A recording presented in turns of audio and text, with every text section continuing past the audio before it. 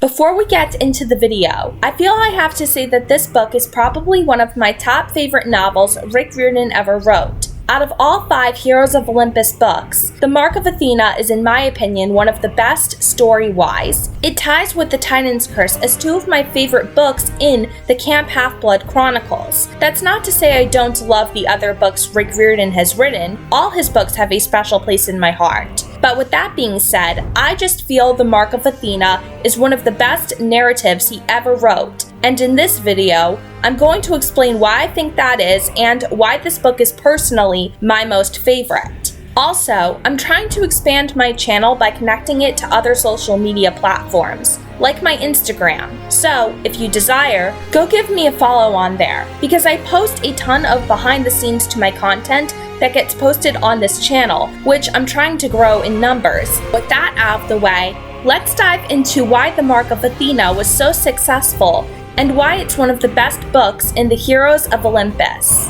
The Mark of Athena, or as I call it, The Titan's Curse 2.0, is in my opinion one of the best books, pacing-wise. I think Rick Riordan did a fantastic job with starting the book, and it starts off with a character's point of view that we have yet to have, Annabeth's. This book belongs to Annabeth specifically. It's truly her story, and we automatically know this based off how the story starts with her point of view. The story picks up immediately from where we left off with the son of Neptune, which ends from Percy's point of view as he watches the Argos II come into view overhead, with Hazel and Frank at his side. Having The Mark of Athena immediately start with Annabeth's point of view gives us a clear idea of where her head is at currently and the space that she's in mentally. It gives you a moment to bond with her and really see things through her eyes. And I cannot think of a more perfect opening to a novel than this. All 3 chapters from Annabeth's point of view are paced just absolutely wonderfully, and this book handles themes of romance perfectly. Reading about Percy and Annabeth's reunion where they run into each other's arms and passionately kiss in front of all of New Rome, ending with Annabeth angrily judo flipping him onto the pavement, demanding that he never ever scare her like that ever again. It just always makes me so happy, and really makes me appreciate the bantering dynamic of Percy and Annabeth. It makes you appreciate how unique they are as a couple, how they balance one another, and you just feel how much they love each other, how much they missed one another. It's truly a moment of Annabeth being her classic, assertive, tough as nails self, and Percy being his classic, goofy, troublemaker self. It makes you want to laugh and cry, and it just puts a smile on your face, especially since you know how many months have passed of Percy and Annabeth not being together due to Hera swapping Percy and Jason. You really root for them as a couple, but also, reading this happy reunion between them sets up everything that'll happen later on, when the ending takes a very unhappy turn and makes the book end almost like a Greek tragedy. The story continues moving into a steady flow, with action constantly making the story move. The pacing of this book reminds me so much of The Titan's Curse, probably because we see our heroes constantly moving about to various states throughout the US until they finally make it to the Mediterranean, aka the original Sea of Monsters. They travel everywhere from Salt Lake City to Atlanta to Charleston, and humor is appropriately placed throughout this novel. I think this book has some of the best balance between humor and darkness. Some of my top favorite moments from this book include Leo using his wits to defeat Narcissist by making it so that all the nymph's attention is suddenly on him as he draws fake tattoos all over his body to show a false sense of confidence and narcissism. And this perfectly balances his meeting with Nemesis, who points out his fatal flaw: inferiority. Another moment that forever makes me laugh is Annabeth and Percy falling asleep side by side in the stables together, and Coach Hedge scolding them at the breakfast table, yelling about how he never in his life had ever witnessed something like that. And he ends up grounding Annabeth and Percy, claiming that they cannot be alone together ever again. And Percy doesn't help when he says he and Annabeth kissed a few times down there. Way to go, seaweed brain. Good job, bud. buddy. And speaking of humor that takes place in this book,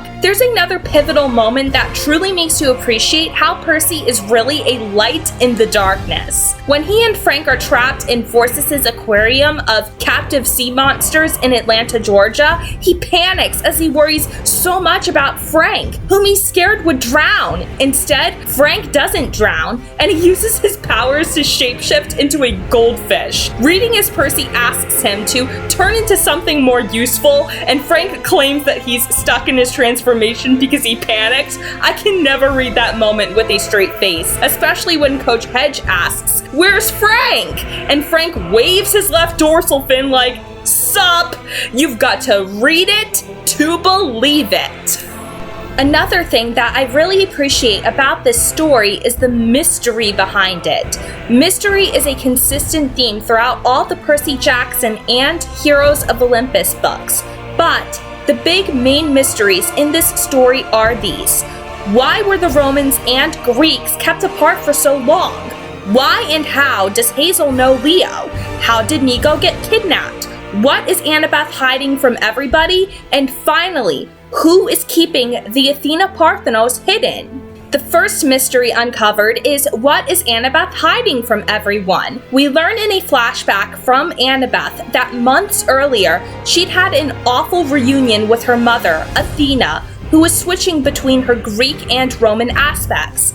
Athena goes on to talk about how her most favorite daughter failed her, which breaks Annabeth's heart beyond measure. Annabeth is in every way the most perfect daughter of Athena. She did everything right. So how could she have failed her mother and been such a disappointment? Athena proceeds to give Annabeth a coin and tells her to follow the mark, which would lead to an artifact called the Athena Parthenos, a statue of the goddess of wisdom that got stolen by the Romans when they enslaved the Greeks years ago. This just so happens to be the answer behind the first mystery I mentioned. Why were the Romans and Greeks kept apart? It's because the Greeks never forgave the Romans for enslaving them and stealing their most priceless artifact.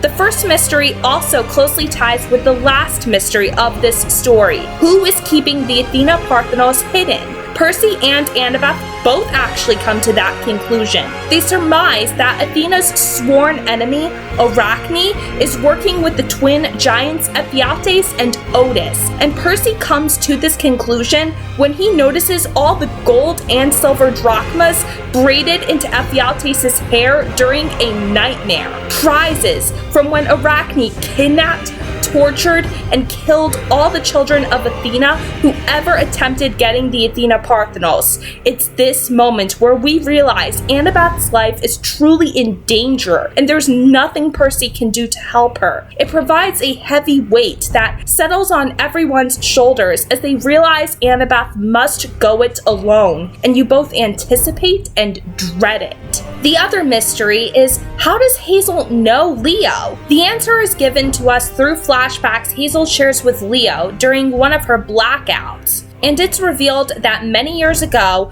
Leo's great-grandfather, Sammy Valdez, had been Hazel's very first boyfriend. And the scene where Sammy is holding baby Leo on the front porch of Leo's mother's home leads you to realize Sammy never got over Hazel, and that he sold one of the jewels Hazel had given him, despite her warning him not to, and it curses him forever. This revelation not only reveals more about Hazel and Leo's past, but also puts this blooming love triangle between them and Frank to bed.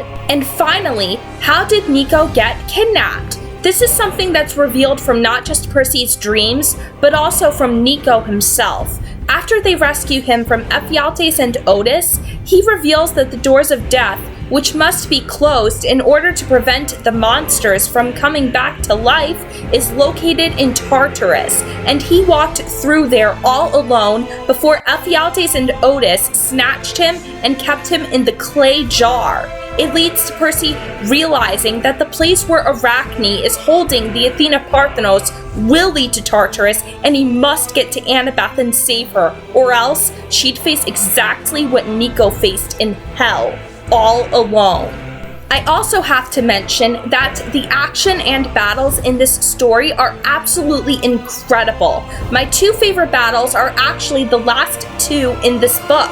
The Colosseum battle with Ephialtes, Otis, Bacchus, and Jason and Percy, and Annabeth's standoff with Arachne. The Colosseum battle with the twin giants is nothing short of chaotic and pure pandemonium. It starts in an underground parking garage, full of firecrackers, captured animals, and circus props. And Percy explains how Dionysus may be the god of pandemonium, theatrics, wine, and out-of-control parties, but Ephialtes and Otis are Dionysus, completely unrestrained, with absolutely no apologies. And when Bacchus shows up, he transports Percy, Jason, and the twins to a Colosseum, where Percy and Jason put their heads together and realize why they had a slight rivalry in the beginning of the book. They both think the exact same way, and that they need to use their similar minds to their full advantage, rather than allow their likeness to tear them apart. They both take one twin at a time together, throwing the twins off guard, and reading it is just pure excitement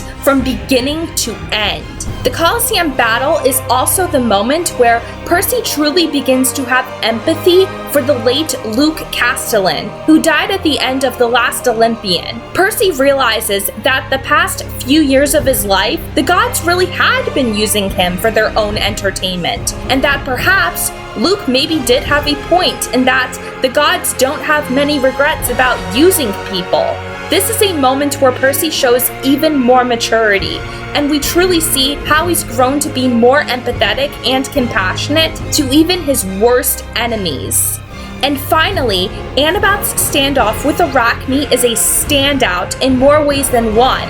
For one, Annabeth goes through all these trials going down to the tunnels where the Athena Parthenos is located, and she is forced to stare her biggest fear right in the eye. Annabeth could allow her fear of spiders to absolutely petrify her, but instead, she uses her wits to outsmart Arachne and uses Arachne's pride against her. And she does all of this with a broken leg, mind you. So, this face-off proves more than anything why this book belongs to Annabeth. She can hold her own in a fight, even when things seem absolutely helpless. It's not a battle that relies so much on flashy action and fighting, but rather on wittiness and creativity. And this is something that I always find very interesting. But the conclusion to this book is really what ties it all together. After Annabeth conquers Arachne and frees the Athena Parthenos, the floor to the chamber crumbles beneath her. Only what Annabeth didn't account for was Arachne attaching spider silk to her broken leg, which would ensure if Arachne is going down to Tartarus, Annabeth is going down with her. And Percy, with his intense hero complex and his deep, passionate love for Annabeth, grabs onto her hand. Annabeth begs and pleads with Percy to let her go, and Percy replies, saying, "Never." He then turns to Nico and pleads with Nico to lead the others to meet them at the doors of death, and that he and Annabeth will see the other members of the Seven at the other side. He and Annabeth fall into the pits of hell, holding hands,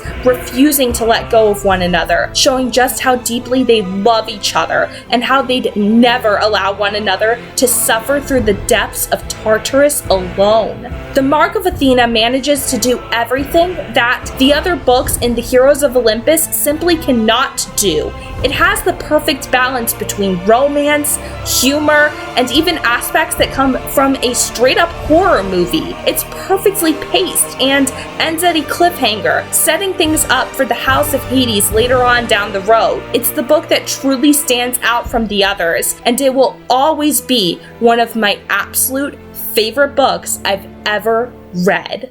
Thank you so much for watching, guys. If you happen to be brand new here, be sure to subscribe to the channel. Also be sure to hit that like button and comment down below as well. God bless, happy viewing, and have a nice day.